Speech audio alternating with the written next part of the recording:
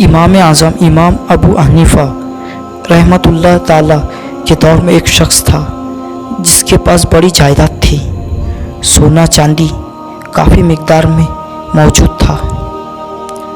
جب اس کا وقت آخر آیا، وہ سوچا اگر میں یہ سونا کسی غریب کو دوں گا تو وہ اس کی حفاظت نہیں کر سکے گا، اور اگر کسی امیر کو دے دیا تو وہ اسے غصب نہ کر لے۔ اس نے ایک بھروسے مند شخص کو بلایا اور سونا چاندی ایک تھیلے میں بھر کر دے دیا اور کہا، میرے بچے جوان ہو جائے تو جو تیرا جی چاہے وہ میرے بچوں کو دے دینا۔ یہ وصیت ساتھ لکھا اور اس کے سپرد کر دی۔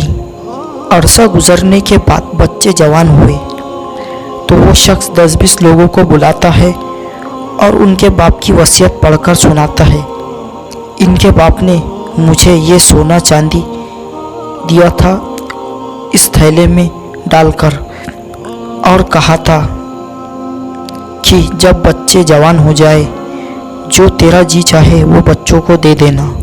اس نے وہ سونا چاندی خود رکھ لیا اور خالی تھیلا بچوں کو دے دیا۔ سارے کہتے یتیموں کے ساتھ ظلم ہوا، قاضی کی عدالت میں جاؤ تو وہ کہتا ہے باپ کی وصیت ہی ایسی تھی، میں کیا کر سکتا ہوں۔ علماء سے پوچھا تو کہا ہوا تو ظلم ہے بچوں کے ساتھ، لیکن باپ کی وصیت ہی کچھ ایسی تھی۔ چلتے چلتے بات وقت کے بڑے امام حضرت امام ابو اعظم حنیفہ تک پہنچی۔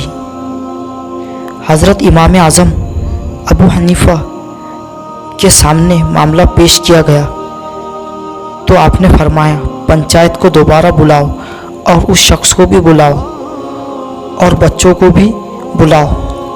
چنانچہ اس شخص کو بلایا گیا اور بچوں کو بھی بلایا گیا، اور اس شخص سے حضرت امام ابو اعظم حنیفہ نے فرمایا، ان کے باپ کی جو وصیت ہے اسے پڑھو۔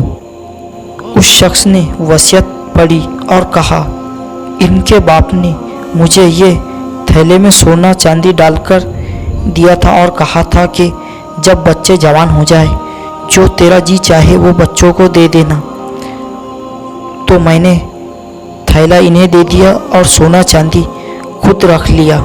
تو امام اعظم ابو حنیفہ فرماتے، وصیت دوبارہ پڑھو۔